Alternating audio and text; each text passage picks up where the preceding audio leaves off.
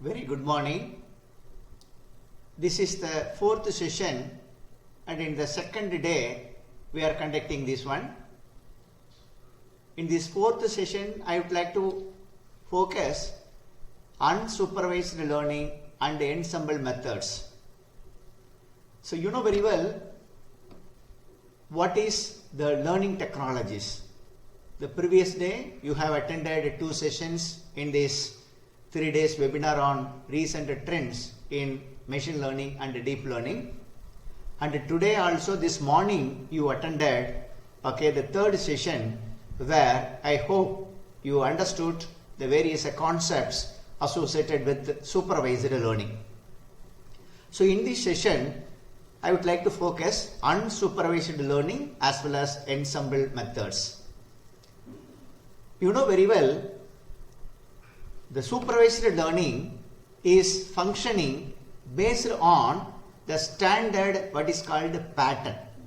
So that is a pre-existing pattern we wanted to submit.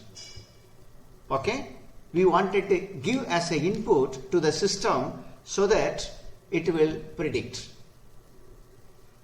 It is called as a pre-existing pattern, or it is also called as pre-existing label. So the training pattern, a part of your required output, wanted to feed to the input of the system, supervised system, so that it will predict the pattern. So more human intervention is needed on the supervised learning. Whereas in this unsupervised learning, so the pre-existing pattern or the pre-existing label or what type of output you wanted, that is now needed to submit to unsupervised learning. So the minimum manual intervention, the unsupervised learning, it automatically detect undetected patterns from the data sets, and it will display to us in terms of data pattern or in terms of visualization, depends upon our program. So that is the reason why unsupervised learning is relatively better mechanism for classification patterns. So that's a very important one. Please have in your mind. And not only that, so whether it is a supervised model or unsupervised model cannot achieve the highest classification accuracy. So if you wanted to achieve the highest classification accuracy, we wanted to combine both the methods. That is called a hybrid method, or we can call as ensemble method. So I would like to highlight everything. This is the brief introduction and objective of this session 4. So this is my institution. So already I demonstrated and shown. So in this generally learning techniques, I told you earlier, that is a machine learning technique, and other one is called deep learning technique. So in this session, under the machine learning, we focus what is called unsupervised learning. Supervised learning, I hope, last session, so you attended and understood the concept. As far as unsupervised learning is concerned, the primary objective is to reduce a dimension. Please understand, the classification accuracy is purely based on dimension. So if that is a more dimension, for example 2D dimension or 3D dimension data or the higher dimension, then that is a classification accuracy or the prediction accuracy will come down. That's the reason why, so we wanted to focus dimensionality reduction. At the same time, we should not remove or we should not miss any useful patterns. So we wanted to retain entire useful patterns in this 3D or 4D information. At the same time, that data should be reduced to one dimension so that we will get a better classification accuracy.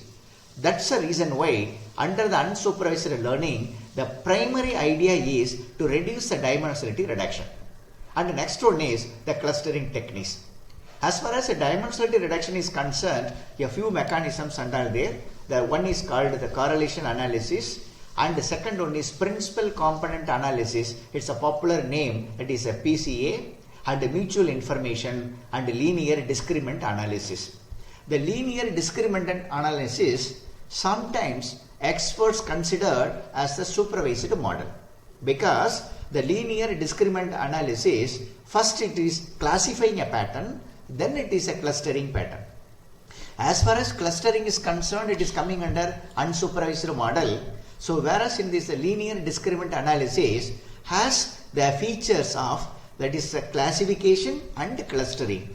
That's the reason why a few experts is consider linear discriminant analysis, so called LDA, is coming under supervised model. But as far as I concerned, I am considering this is the unsupervised pattern because the purpose of classification is for clustering.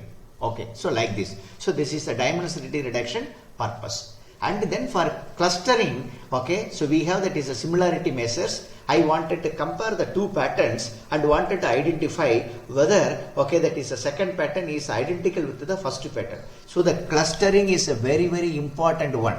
For example, in medical sciences, so if one patient's heart complications wanted to predict, or the cancer pattern I wanted to predict, or diabetes pattern wanted to predict, we can take what is called genetic expressions called gene expressions, and the gene expressions I can compare with my existing data set expression, then we can predict whether cancer pattern is there or not. Let us consider in my data set I have a cancer pattern, and from patient I am taking one pattern. I do not know whether it is a cancer pattern or not. For testing purpose, for prediction purpose, then I am comparing both the patterns and we can predict, depends upon the association, depends upon the correlation. If highest correlation, then obviously it belongs to cancer pattern. If the correlation is coming down, depends upon that, the machine learning algorithm will give us, it will advise what is called the medical practitioner for taking decision. So for this purpose, we can use the clustering mechanism. And one more input I would like to highlight here, very important information, please store in your heart. So that is a supervised model and the unsupervised model. We wanted to combine it together for better classification accuracy. For example, see here, in here, so we have what is called PCA, and the PCA we can combine with a random forest algorithm so that the classification accuracy will go high. Imagine that, a random forest classifier alone cannot achieve better classification, or principal component analysis alone cannot predict better classification. If I am combining both, we can get the best classification. Reason because the PCA will reduce the dimension to single dimension, and then from the single dimension the random forest classifier will predict, so that we will get the highest accuracy. Similarly, that is linear discriminant analysis and what is called k nearest neighbor we can combine, or with the k means and with the k nearest neighbor we can combine. So the idea is unsupervised and supervised models we combined together for better prediction.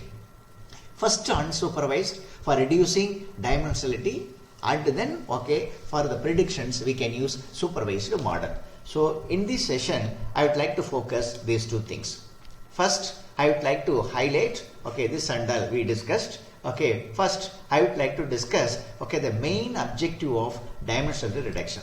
I already highlighted the strength of dimensionality reduction. Number one, we wanted better prediction. Number two, we wanted better classification accuracy. That is a crying demand. And we need minimum execution time to get the result.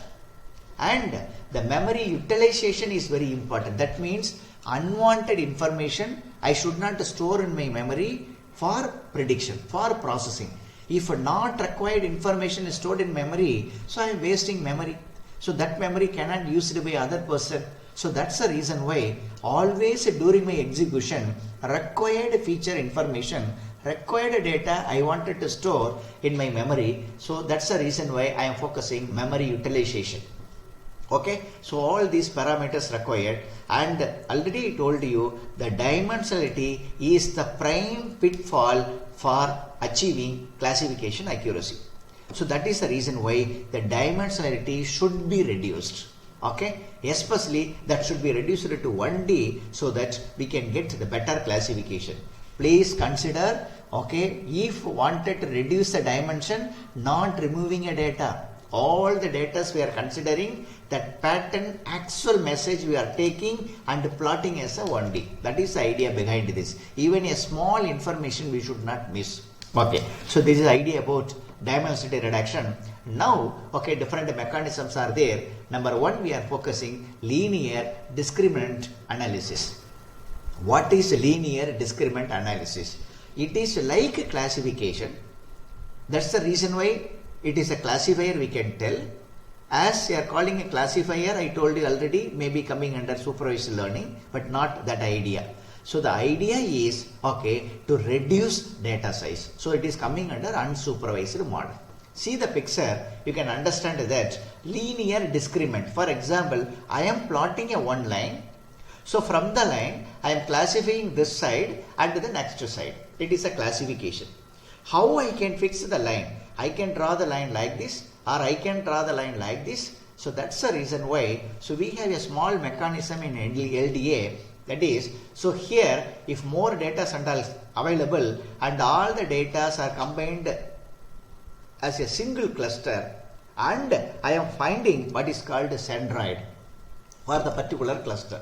Let us consider this is the one centroid, okay, after combining all the clusters points. Similarly, imagine that this is a one cluster combined together, and similarly this, okay, one centroid combined together. Then after that, okay, I am measuring a distance between this centroid and this centroid. Reason because this is the one pattern and this is another pattern. So in between these two patterns, I am fixing a one point that from that point, that is the maximum distance between a centroid, so that better classification. I fixed the one point.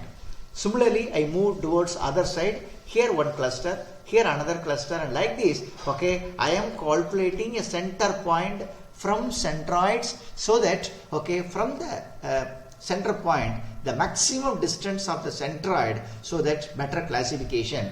Then for example, here imagine that I created one point, another point, another point, another point, another point, and then I am extending the point. Then it becomes a line. We can call as it is a hyperplane also if we are talking about support vector machine. Okay, so I am not calling as a hyperplane, it is a line, okay, created by linear discriminant analysis for separating a two different pattern. Okay, and after plotting this line, I no need to maintain all these points. Reason because I have calculated new points to draw the line. After that line, okay, once drawn, okay, from that line, one side is a one pattern, another side is another pattern. So that I need to maintain, no need to maintain entire data. That is the idea behind LDA. Because of this idea, okay, large volume of data, no need to store in my what is called data set or in my data frame for prediction. That is called dimensionality reduction. That is one idea. And the second one is, okay, the same idea, okay, it is extended model called principal component analysis. Here, instead of single line, that means this is a single line, the principal component analysis or hyperplane. Instead of drawing a single, I can draw what is numerous, what is called components. For example, the same pattern, this is the one component I drawn. I told you already, making a cluster, okay, between a cluster centroid, okay, I am finding a distance, and from the distance, okay, the mean value calculated and fixing a point. Similarly, I am fixing a point here, fixing a point, depends upon what is called the distances, and I am proceeding and calculating points and joining a points, and become it is a one component. Clear? This here, the principal component analysis, instead of classification, we can tell all the points clustered together and calculating centroid, and this is the centroid point. Only thing is, mathematical methodology is the same, but the objective is somewhat different, so that, okay, LDA becomes principal component. Idea is the same, but the purpose, view is different. Okay, so like this, I am calculating a centroid and plotting this one line. And not only that, Okay, further you can understand, okay, that is a different clusters, okay, to draw, okay, another component also. For example, so here, okay, one line drawn, then this entire data represents the centroid points. After that, once you are maintaining the centroid point, okay, or based on the centroid points, based on this particular what is called a component, I can predict one thing. The same prediction is possible with considering all the points. So which is the best?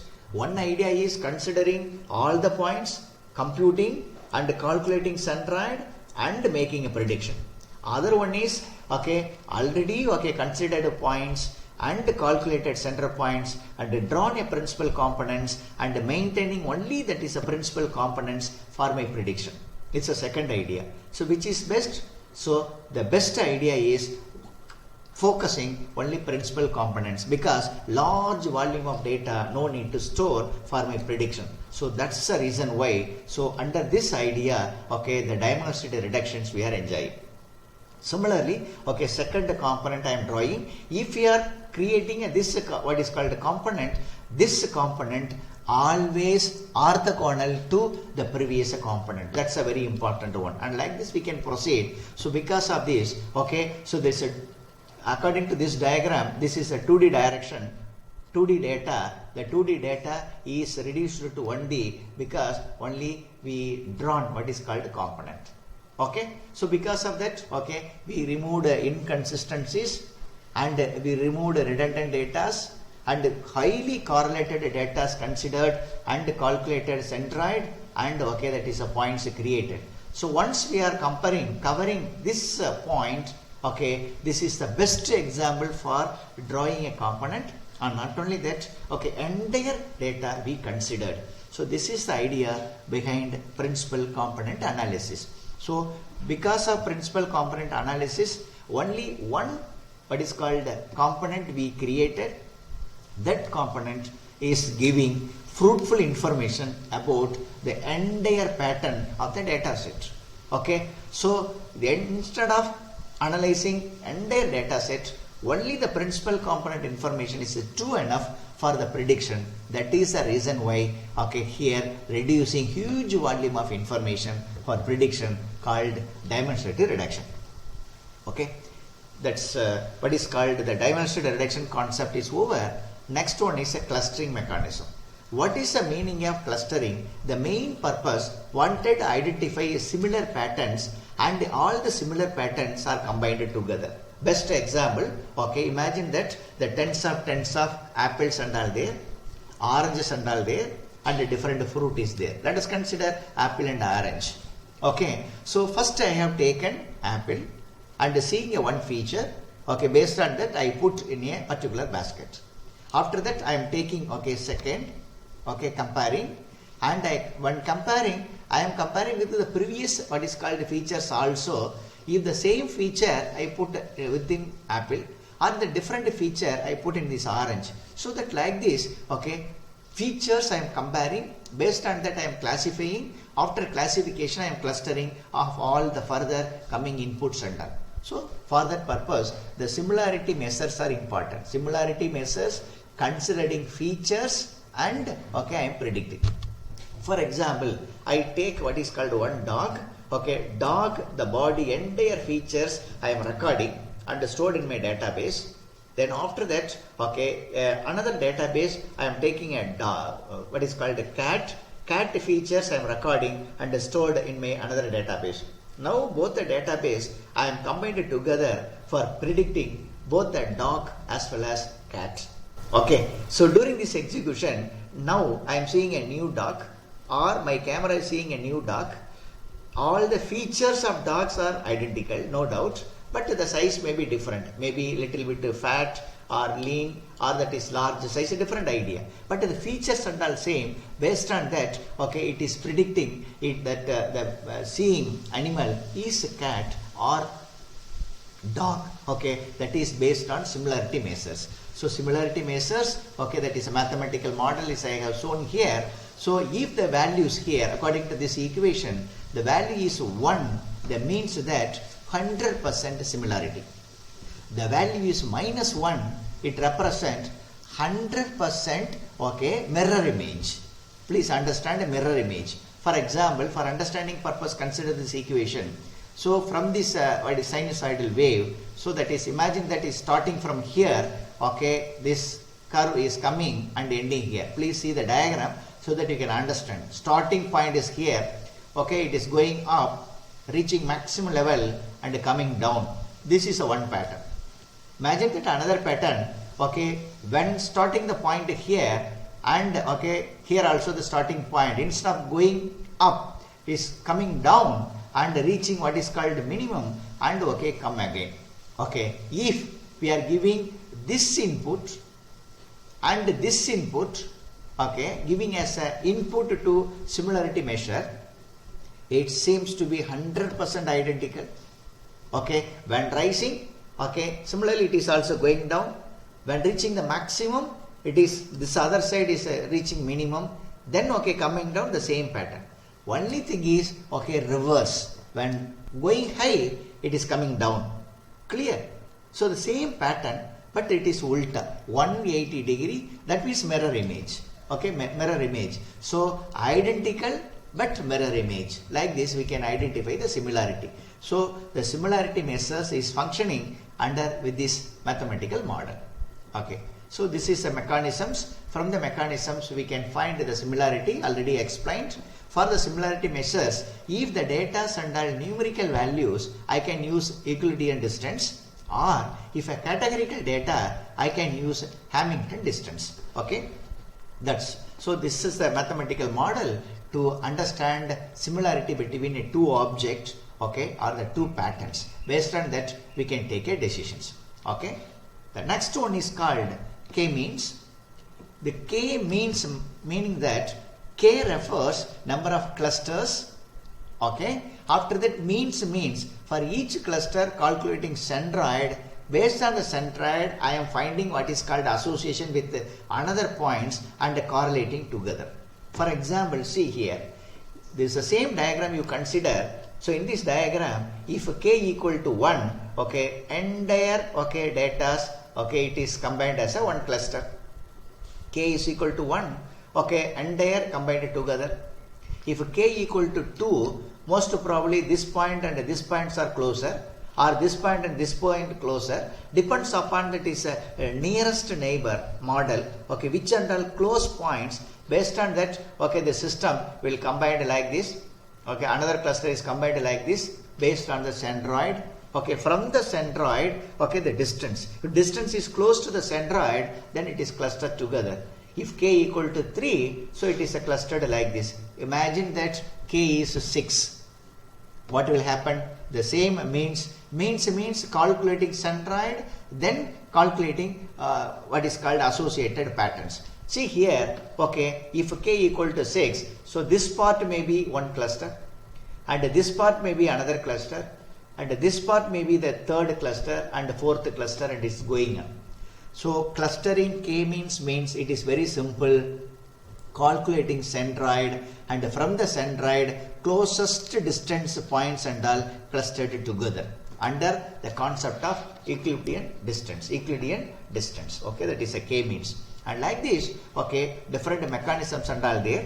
Already you attend lot of ideas in this session 1. So that's session 3. So that the session 4, I would like to stop at this level. But the only thing is, okay, different mechanism we discussed, and different what is called models we discussed for the classification and prediction. Now a very important idea called confusion matrix. I hope the confusion matrix you discussed in this previous session. So I am not focusing much, okay, but the confusion matrix is very, very important for the best prediction. As far as, okay, so in this session is concerned, I am not focusing on confusion matrix because the confusion matrix was discussed at the session 3. So here, okay, the confusion matrix, we wanted to focus these two parts. Reason because the false positive and the false negative are the major issues during the prediction. I will explain. So this part is actual. That means this is the entire part for yes classification and other one is for no classification. Clear? So in this yes, okay, true positive, that means I can take the same example. Clear? So I wanted to predict, okay, whether the malignant pattern is there with the one person or not. I took malignant pattern from the patient and another malignant pattern is already with my database. So I would like to compare. See here, okay, so I have malignant pattern in my data set. I have taken a data set or information from my patient and I am comparing. Okay, so it is a true positive.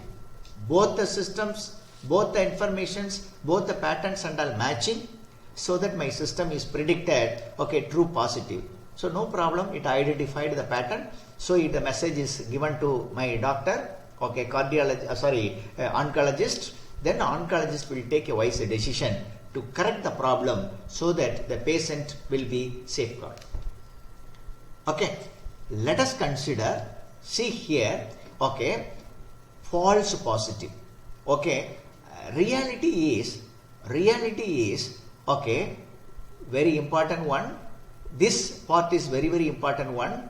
Here, the reality is malignant is there. As far as this part is concerned, okay, so here that is no malignant. Clear? So here is no malignant. Though no malignant is here, the pattern, malignant is not there, actually not there, but the system predicted as yes. So I am taking a laboratory report for a particular patient. Actually the patient doesn't have malignant pattern, that means no cancer, but this system predicted as a pattern, false positive, predicted as a pattern. Then doctor will advise, okay, you have a malignant pattern and advise the patient to take a treatment and all. It's a lot of confusion. Actually the patient no problem, but because of report doctor advised there is a malignant. So the total life of the person will be confused and lot of issues, you know, you can understand the situation. That is the reason why in this research work, okay, that system wanted to predict very carefully. Okay, come down to this level. So in this level, as far as this diagram is concerned, okay, this is what is called a class, okay, no part. Okay, this part is no. See here, okay, if a person is coming, taking a test after prediction, see that is a false negative is very important. The malignant pattern is there. But the report says, okay, no malignant pattern, then what will happen? So doctor will tell, okay, you go freely, no problem. Okay, that may be a different issue. Okay, no malignant, go and happily enjoy your life. But actually malignant pattern is there. So this prediction is also a major issue. Okay, like this, lot of issues we can discuss. So that's the reason why, as far as research in bioinformatics, especially medical science is concerned, the confusion matrix, the false positive and the false negative wanted to focus much. That means wanted to reduce so that the classification accuracy will be better. So with this idea, I would like to conclude this session. Then I would like to focus demonstration to how to implement, okay, these techniques which we discussed with the help of, okay, that is Jupyter in Python library files. Okay, so shall we move to hands-on session? Thank you very much for listening. So please, we will start, okay, Jupyter. Okay, so I would like to start Jupyter. So I am going to command prompt. Okay.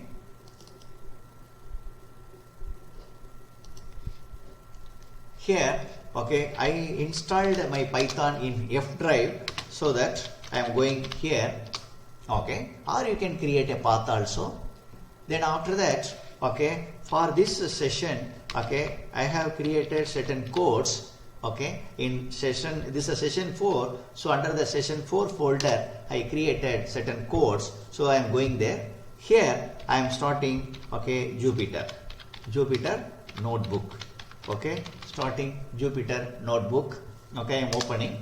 This is one mechanisms, or you open the Jupyter notebook and okay, make a path and take data from any location. Okay, that is up to you. Okay, now that is a Jupyter notebook is running, and you know very well Jupyter notebook is a fantastic IDE that is called the editor. Okay, through that, okay, we can develop a code and we can analyze the code, and this Jupyter is comfortable for Python as well as R and some other programming also. So I am using Python, I am using a Jupyter. Different editors also available. Okay, depends upon researchers. Okay, they can choose.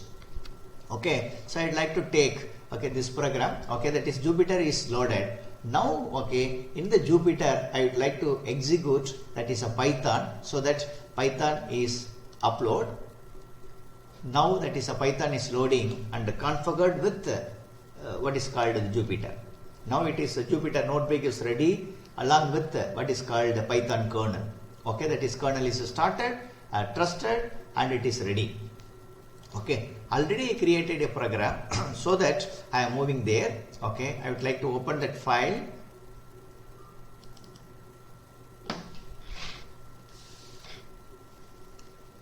Okay, so I opened.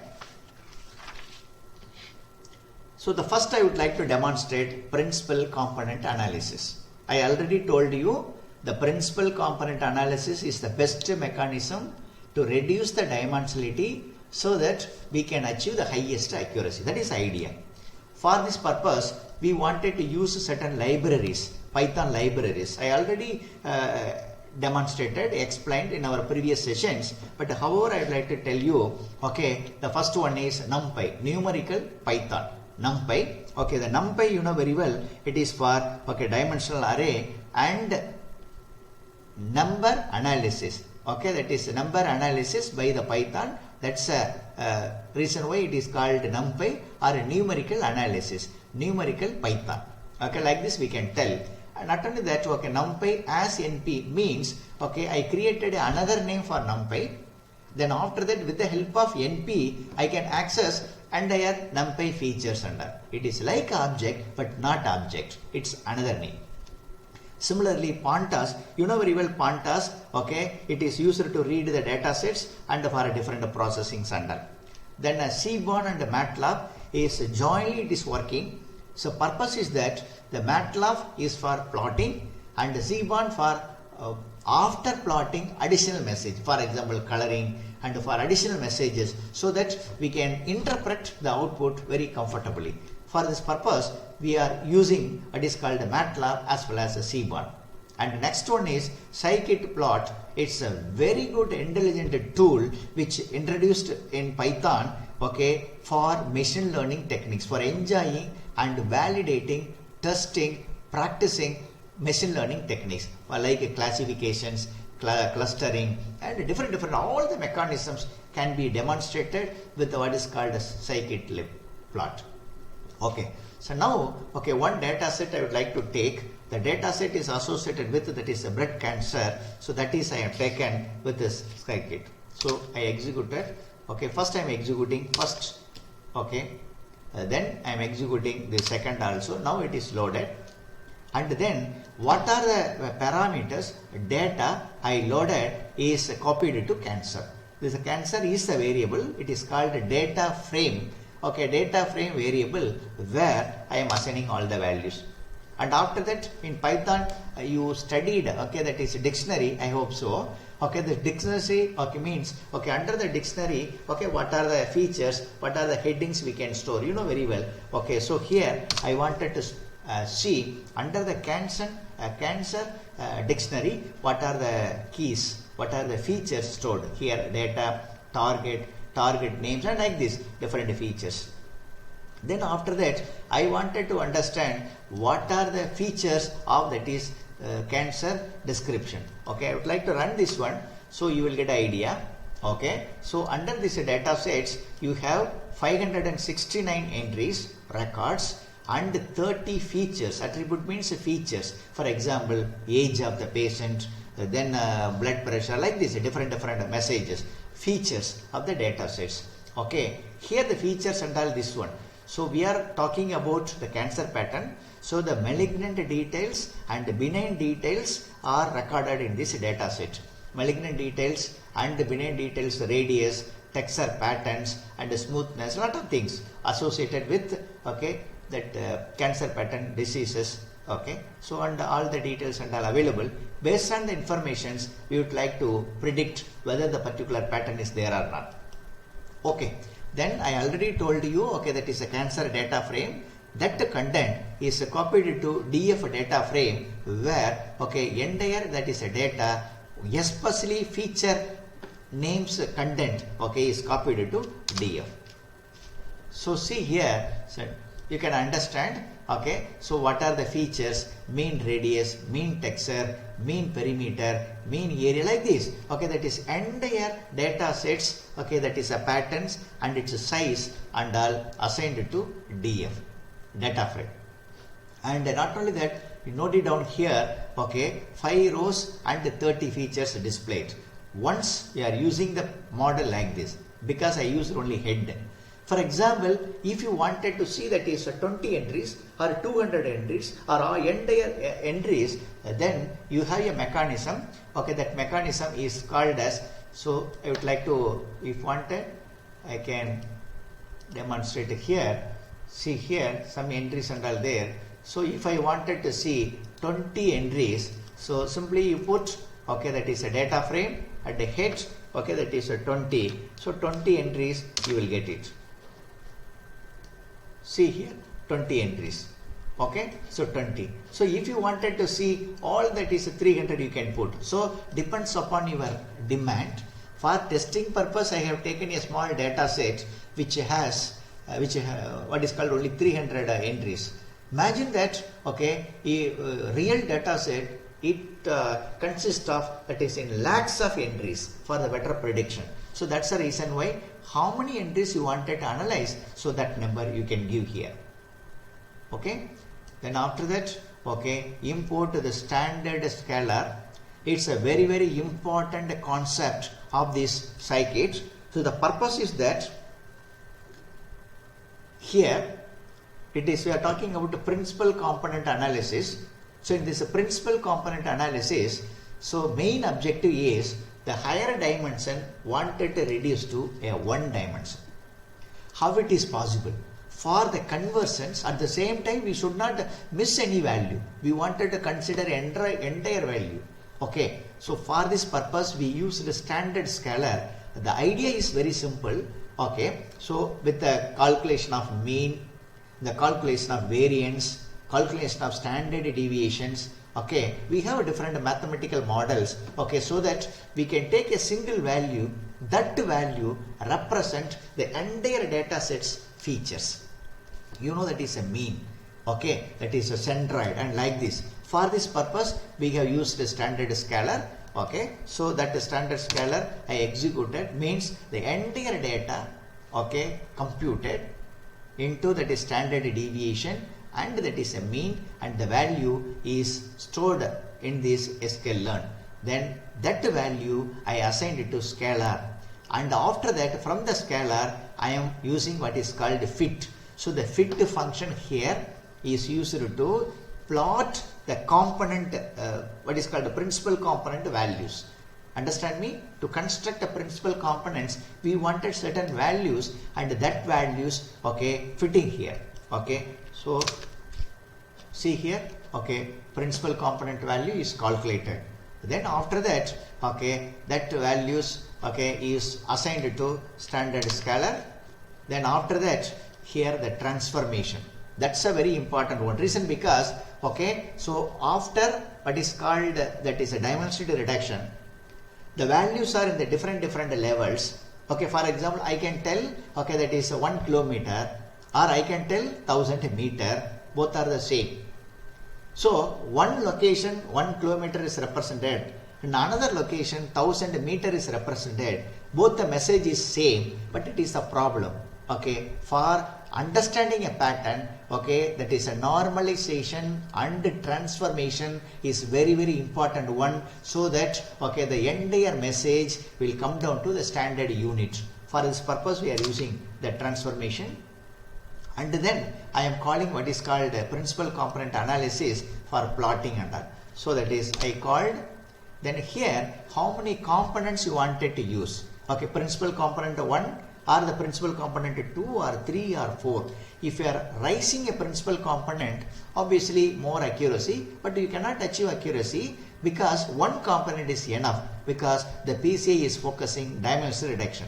As far as this representation is concerned, I am using a 2 components, so that's the reason why, okay, component equal to 2 assigned. Then after that, okay, that components I fit. Then after that, okay, I am executing PCA for plotting purpose. Now, okay, I transformed.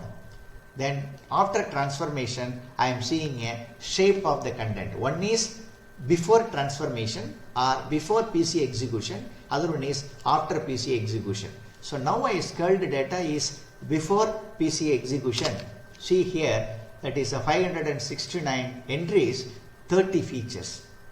Now after PC execution, entire 30 features reduced to 2 features because I requested 2 components. So see the output, see here 2 features. From 30 features, it is come down to 2 features. It's a fantastic mechanism.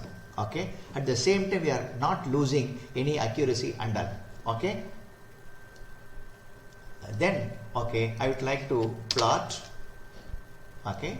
The principal components value, it is displayed. Then I am demonstrating.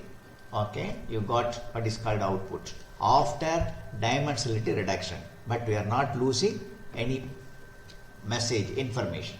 So that is a great idea. So that is a dimension also reduced, so that memory space reduced, the execution speed increased, at the same time not compromising a quality, prediction accuracy. That's the reason why PCA is the best idea. Okay. And for a demonstration purpose, I would like to show what is called PCA components also. These are the principal components. Okay. And if you wanted, we can fix what is with the different parameters. For example, C map. Okay. Earlier, I used one pattern. That pattern is called cool warm. Okay. Now I changed. But for understanding purpose, I given any format. Just I wanted to predict the pattern. Okay. See here. Okay. This pattern is very, very important. This pattern is called heat map pattern. Heat map pattern. The purpose is very simple. So wherever the same colors there the correlation is higher. Okay, the prediction correlation is higher.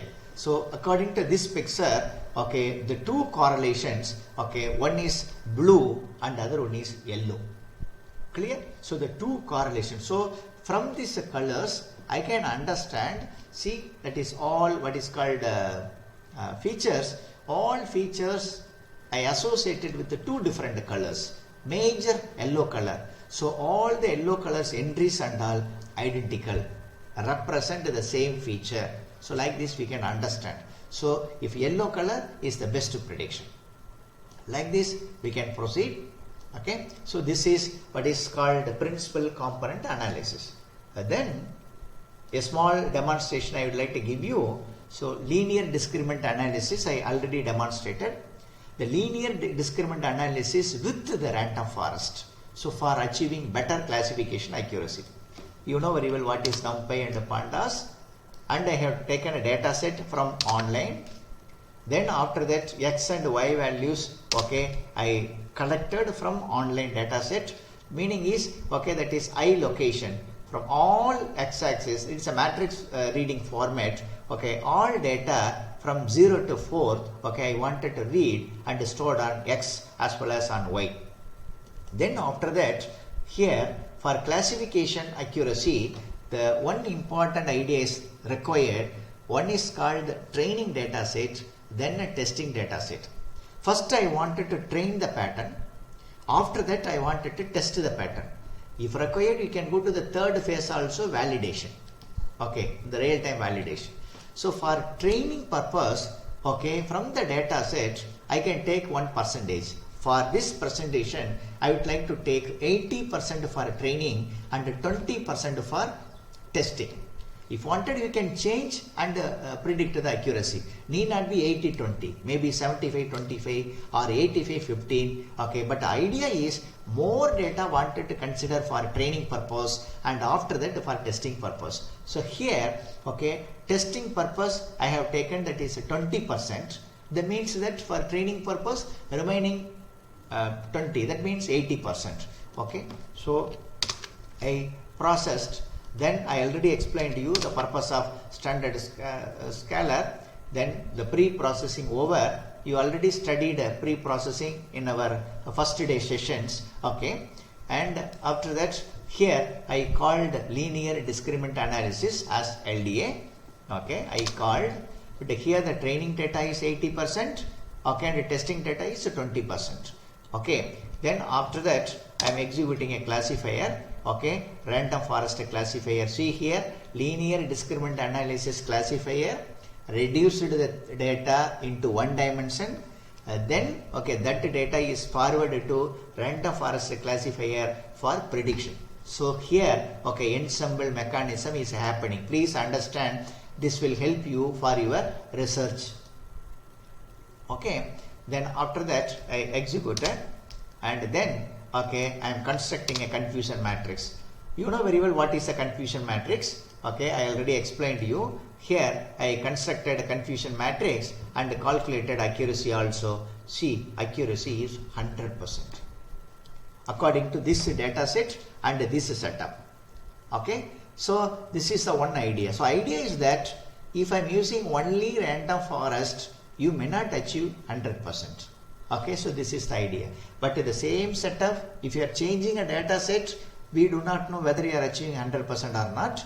But if you are not achieving, you wanted to optimize. Okay, that is a principal component value as well as a training and testing values. This is one idea. And okay, one more test demonstration also I'd like to give you. K nearest neighbor and K means. You know very well K means coming under unsupervised, and that is a K nearest neighbor is coming under supervised. Now I am combining both and we can understand the predictions. Okay, so these are what is called methods and libraries. Okay, so you can understand. Okay, already explained in our previous sessions. Clear? So that no need to explain much. So here all the methods, K nearest neighbor, then confusion matrix, everything I called, and I am dating a data set. Then okay, so that is a cluster. Now I am used 4. If wanted, you can use 3 also, 2 also, K nearest neighbor clusters. Okay, here I constructed 4. If you wanted, you can use 3 also, but more clusters, more accuracy obviously. But if you are increasing much level, you may not increase accuracy. For example, 3 and 4 almost get the same classification accuracy. Okay, I am executing. Here, how many classes? I told you 4 classes, so that 4 labels created. Labels 0 here, 1, 2 and 3. If I am using a 5, so that is a 5 different labels will be created. Okay, then after that, okay, for clustering purpose, I combined. Then already I told you, okay, 70%, 30% or 80-20 also okay. But for here, okay, I used training set, okay, 70% and testing purpose 30%. I calculated accuracy. Okay, so total strength, total data set, 70% I used for training and 30% used for testing. So the 30% means around 3000 entries taken here, and predicted output and actual output. Please understand, predicted output, okay, labels created, and actual output also labels created. Okay, then okay, I am constructing a confusion matrix. This will give you very useful information.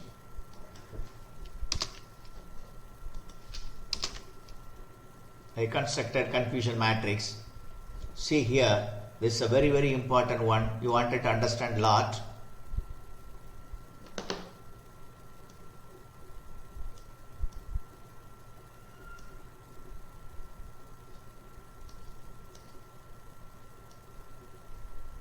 confusion matrix.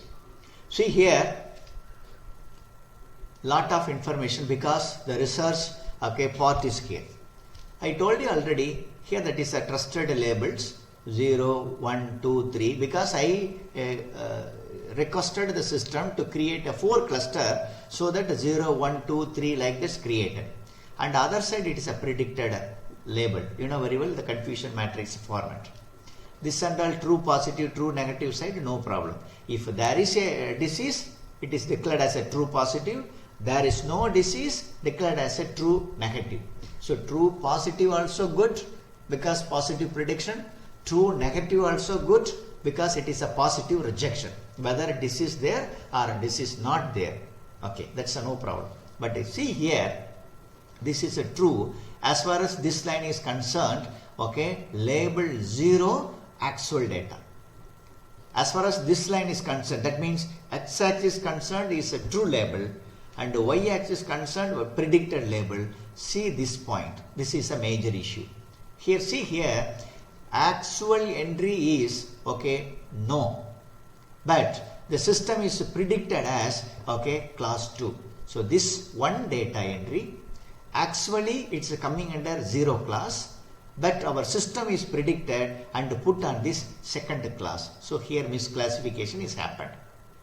Similarly, see here, 3 records actually coming under 0th class, but our system is predicted and put on this third class. 3 entries. Similarly, see here 16. So actually this labels data coming under second class, but it is put under first class. Second to first. So some misclassification. That is the strength of confusion matrix to understand the efficiency of the classifiers. Now I would like to run this calculation also. You can understand that is accuracy.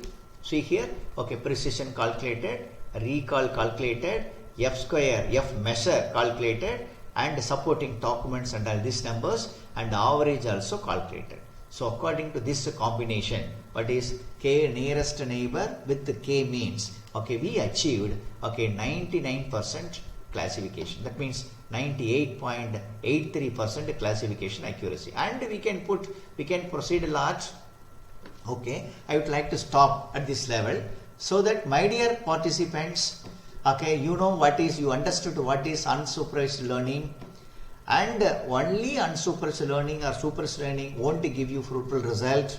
That's the reason why we ensemble the mechanisms for better predictions. So if you are starting a research in bioinformatics like a cancer pattern prediction or disease prediction or heart complication prediction, diabetes prediction, any applications of bioinformatics, so this is a suitable mechanisms, and we can use the Python and library tools with the Jupyter.